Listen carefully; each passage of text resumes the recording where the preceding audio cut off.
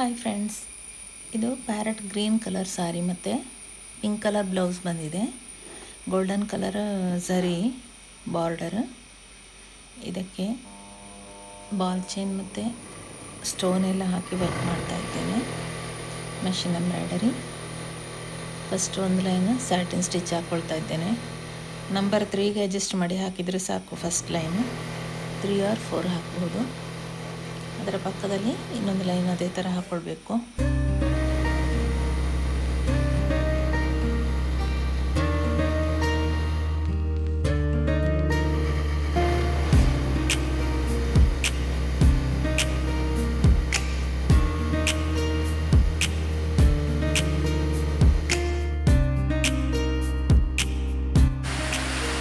ಈಗ golden colour ball chain ಹಾಕ್ಕೊಳ್ತಾ ಇದ್ದೇನೆ. ತುಂಬ ಟೈಮ್ ಆಗುವಾಗ ಇದು ಕಪ್ಪಾಗ್ತದೆ, ಗ್ಯಾರಂಟಿ ಕಲರ್ ಏನೂ ಅಲ್ಲ. ಒಂದು ಸಲಕ್ಕೆ ನೋಡಲಿಕ್ಕೆ ಚೆಂದ ಕಾಣ್ತದೆ ಅಷ್ಟೇ. ನೀರಿಗೆ ಹಾಕಬಾರ್ದು ಜಾಸ್ತಿ. ವಾಶ್ ಮಾಡಿದರೆ ಕೂಡ ಕೂಡಲೇ ತೆಗಿಬೇಕು. ನೀರಲ್ಲಿ ಅದ್ದಿ ಇಟ್ಟು ತುಂಬ ಹೊತ್ತಾದ ಮೇಲೆ ವಾಶ್ ಮಾಡೋದು ಹಾಗೆಲ್ಲ ಮಾಡಬಾರ್ದು. ಬಾಲ್ ಚೈನ್ ಎಲ್ಲ ಕಲರ್ ಹೋಗ್ತದೆ. ನಾನು ಆದಷ್ಟು ಸ್ಟೋನ್ ಚೈನ್ ಅವಾಯ್ಡ್ ಮಾಡ್ತೇನೆ. ಬಾಲ್ ಚೈನ್ ಕೂಡ ಹಾಕೋದಿಲ್ಲ, ಕಡಿಮೆ ಹಾಕೋದು. ಕಸ್ಟಮರ್ ಕೇಳಿದರೆ ಮಾತ್ರ ಹಾಕ್ತೇನೆ ಅಷ್ಟೇ. ಈಗ ನೋಡಿ 2 ಇಂಚು ಗ್ಯಾಪ್, ಅಂದರೆ 1 ಇಂಚಿಗೆ ಮಾರ್ಕ್ ಮಾಡಿಕೊಂಡು, ಇದು ಡಿಸೈನ್ ಏನೋ ಟ್ರೇಸಿಂಗ್ ಏನು ಮಾಡ್ಕೊಂಡಿಲ್ಲ. ಈಗ 4 ಬುಟ್ಟಾಸ್ ಹಾಕ್ಕೊಂಡು ಬರ್ತಾ ಇದ್ದೇನೆ. ಫಸ್ಟ್ ವರ್ಕ್ ಈಗ ಜರಿ ಥ್ರೆಡ್ಡಲ್ಲಿ ಮಾಡ್ತಾ ಇದ್ದೇನೆ. ಇನ್ನಿದಕ್ಕೆ ಸಾರಿ ಕಲರ್ ಸಿಲ್ಕ್ ಥ್ರೆಡ್, ಅಂದರೆ ಪ್ಯಾರೆಟ್ ಗ್ರೀನ್ ಕಲರಲ್ಲಿ ಔಟ್ಲೈನ್ ಕೊಟ್ಟು ಡಿಸೈನ್ ಒಂದು ಮಾಡ್ತಾ ಇದ್ದೇನೆ.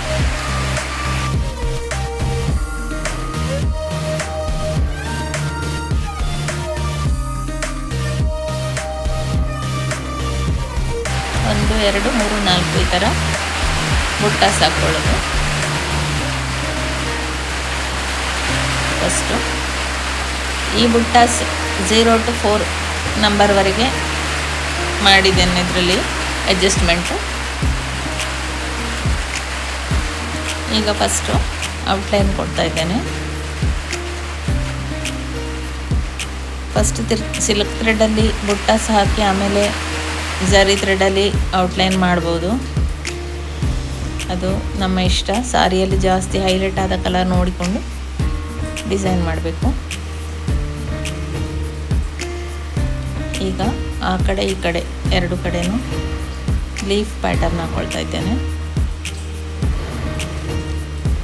ಪ್ರತಿಯೊಂದು ಡಿಸೈನಿನ ಆ ಬದಿ ಮತ್ತು ಈ ಬದಿ 2 ಬದಿಗೂ ಕೂಡ ಲೀಫ್ ಪ್ಯಾಟರ್ನ್ ಹಾಕ್ಕೊಳ್ತಾ ಇದ್ದೇನೆ.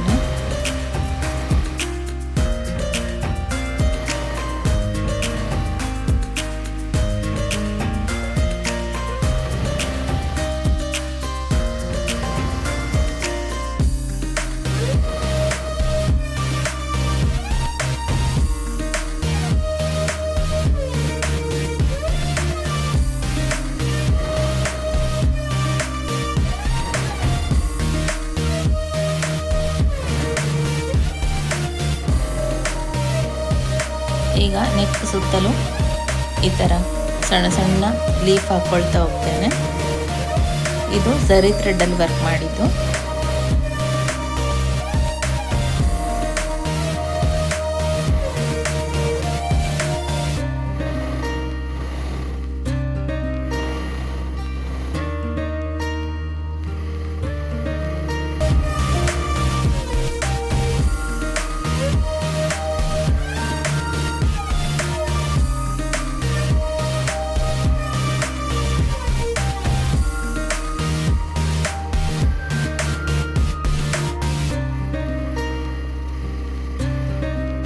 ಎಂಬ್ರಾಯ್ಡರಿ ಡಿಸೈನ್ ಮಾಡಬೇಕಿದ್ರೆ ಅದರಲ್ಲಿ ಗ್ಯಾಪ್ ಇದ್ದಲ್ಲೆಲ್ಲ ಫಿಲ್ ಮಾಡಬೇಕು. ನಾನೀಗ ಬ್ಲೌಸಿನ ಕಲರ್ ಪಿಂಕ್ ಕಲರಲ್ಲಿ ಫಿಲ್ ಮಾಡಿದೆ. ಸ್ಟಾರ್ಟಿಂಗಲ್ಲಿ ಗೊತ್ತಾಗದಿದ್ದರೆ ಎಲ್ಲನೂ ಪೆನ್ಸಿಲಲ್ಲಿ ಡ್ರಾ ಮಾಡಿಕೊಂಡು ಮಾಡಬೇಕು. ಮತ್ತು ಅಭ್ಯಾಸ ಆಗ್ತಾ ಆಗ್ತಾ ಸೀದಾ ಮಾಡ್ಕೊಂಡು ಹೋಗಲಿಕ್ಕಾಗ್ತದೆ. ಸಾಧಾರಣ ಗ್ಯಾಪ್ ಎಷ್ಟು ಬೇಕು ಅಂತ ಒಂದು ಪೆನ್ಸಿಲಲ್ಲಿ ಮಾರ್ಕಿಂಗ್ ಮಾಡಿಕೊಂಡ್ರೆ ಅಥವಾ ಚಾಕ್ ಪೀಸಲ್ಲಿ ಮಾಡಿಕೊಂಡ್ರೆ ಡಿಸೈನು ಸೀದಾ ಹಾಕಿಕೊಂಡು ಹೋಗ್ಬೋದು. ಕೆಲವು ಅಪರೂಪದ ಪಿಕಾಕ್ ಇತ್ಯಾದಿ ಡಿಸೈನ್ ಮಾಡಬೇಕಿದ್ರೆ ಮಾತ್ರ ಟ್ರೇಸ್ ಮಾಡಿದರೆ ಸಾಕು.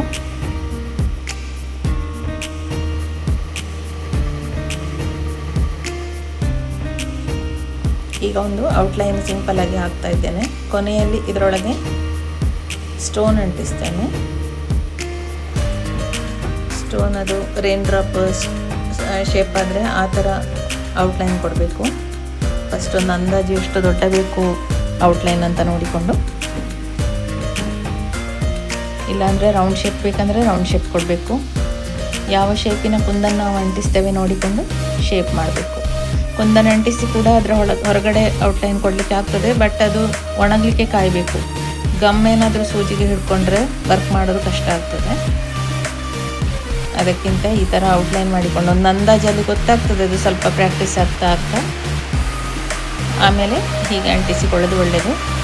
ನಾನಿದು ತೋರಿಸಲಿಕ್ಕೆ ಬೇಕಾಗಿ ಈಗ ಮಾಡ್ತಾ ಇದ್ದೇನೆ. ಕೊನೆಯಲ್ಲಿ ಎಲ್ಲ ವರ್ಕ್ ಮುಗ್ದ ಮೇಲೆ ಈ ಥರ ಅಂಟಿಸಿ ಒಣಗಲಿಕ್ಕೆ ಬಿಟ್ಟು ಆಮೇಲೆ ಬ್ಲೌಸ್ ಸ್ಟಿಚ್ ಮಾಡೋದು. ಯಾವಾಗಲೂ ಜಸ್ಟ್ ಎಲ್ರಿಗೂ ಗೊತ್ತಾಗಲಿ ಅಂತ ತೋರಿಸ್ತಾ ಇದ್ದೇನೆ ಅಷ್ಟೇ.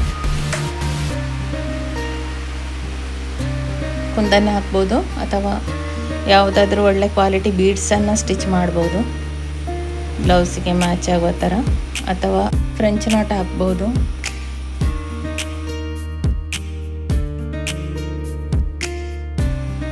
ಇಲ್ಲ ಅಂದರೆ ಸೀಕ್ವೆನ್ಸ್ ಸಿಗತ್ತೆ, ಟಿಕ್ಲಿ ಅಂತ ಹೇಳ್ತಾರೆ, ಅದು ಅಂಟಿಸ್ಬೋದು ಅಥವಾ ಅದನ್ನು ಸ್ಟಿಚ್ ಮಾಡ್ಬೋದು. ಸೀಕ್ವೆನ್ಸ್ ಆದರೆ ನಮಗೆ ಮೆಷಿನಲ್ಲೇ ಸ್ಟಿಚ್ ಮಾಡಲಿಕ್ಕಾಗ್ತದೆ. ಈ ಜಿಗ್ಜಾಗ್ ಮೆಷಿನಲ್ಲೇ ಸೀಕ್ವೆನ್ಸ್ ಸ್ಟಿಚ್ ಮಾಡ್ಬೋದು. ಅಥವಾ ಜರ್ದೋಸಿ ವರ್ಕ್ ಬೇಕಂದ್ರೂ ಮಾಡ್ಬೋದು. ಫಸ್ಟ್ ಒಂದು ಲೀಫ್ ಶೇಪಲ್ಲಿ ಏನಾದರೂ ಔಟ್ಲೈನ್ ಕೊಟ್ಕೊಂಡು ಜರ್ದೋಸಿ ನಾರ್ಮಲ್ ನೀಡಲ್ ಸಹಾಯದಿಂದ ಸ್ಟಿಚ್ ಮಾಡ್ಬೋದು.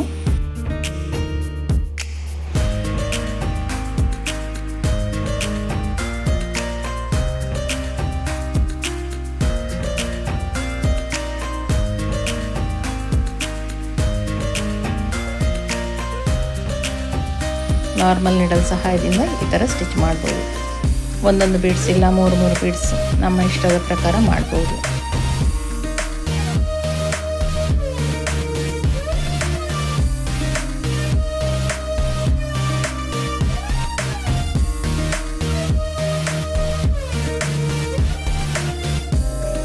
ಈಗ ಚಂದ ನಾಟ್ ಹಾಕ್ಕೊಳ್ಬೇಕು, ಬಿಚ್ಚಿ ಹೋಗದಾಗೆ.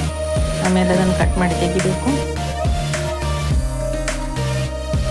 ಇದು ವರ್ಕ್ ಕಂಪ್ಲೀಟ್ ಆದಮೇಲೆ ತೋರಿಸ್ತೇನೆ. ಇಷ್ಟ ಆದರೆ ಲೈಕ್, ಶೇರ್, ಸಬ್ಸ್ಕ್ರೈಬ್ ಮಾಡೋದು ಮರಿಬೇಡಿ. ತುಂಬ ಧನ್ಯವಾದಗಳು.